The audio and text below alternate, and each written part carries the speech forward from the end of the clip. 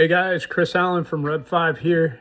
Just want to talk quickly about latency and live video streaming and what are the aspects that actually cause the latency in live video. I think there are aspects of this that are often overlooked, and it's good to kind of dive into the specifics of it. So latency is just one of the main metrics in live streaming, especially if you're doing a live event or you've got any kind of level of interactivity into it. And so here goes just the key factors affecting latency in a live stream. Local network conditions. This is number one.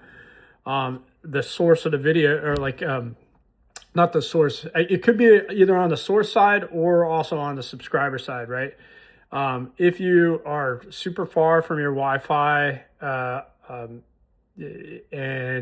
or you've got walls obstructing it, that's going to introduce a lot of packet loss, which introduces more latency in the live stream. And like I said, this could be on the publisher side or on the subscriber side, causing this effect.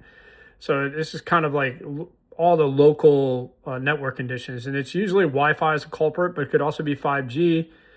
Everybody's been at at a big conference or a ball game or something like that, where then the network just goes to crap and nothing's really working. That's an extreme example of what I'm talking about here.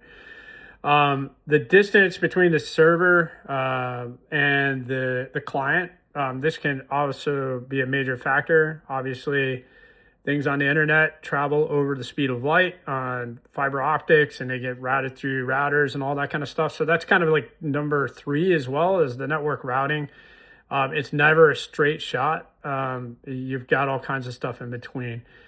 I already mentioned number four, which is packet loss. But packet loss is it can be introduced on any of the hops in the system, right? So you're talking about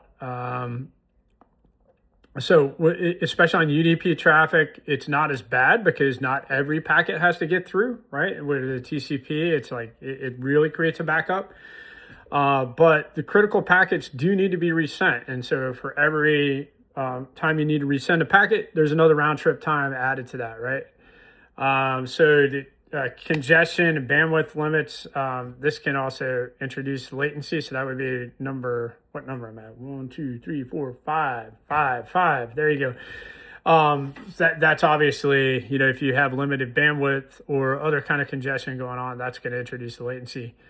Another one that kind of happens at right at the beginning is the encode time.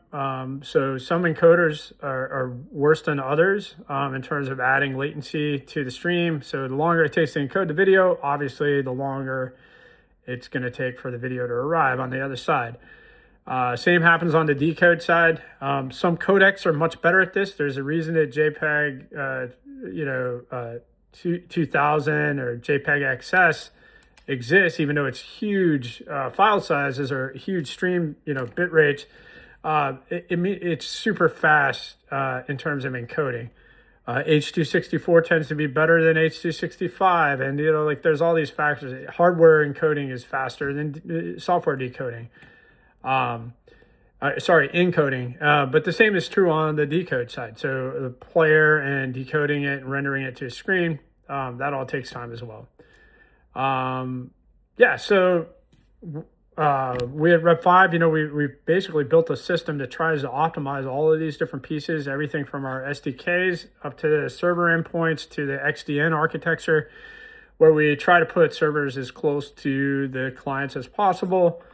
We've got a pretty efficient back-end infrastructure, or how we actually send the streams amongst the nodes in the cluster.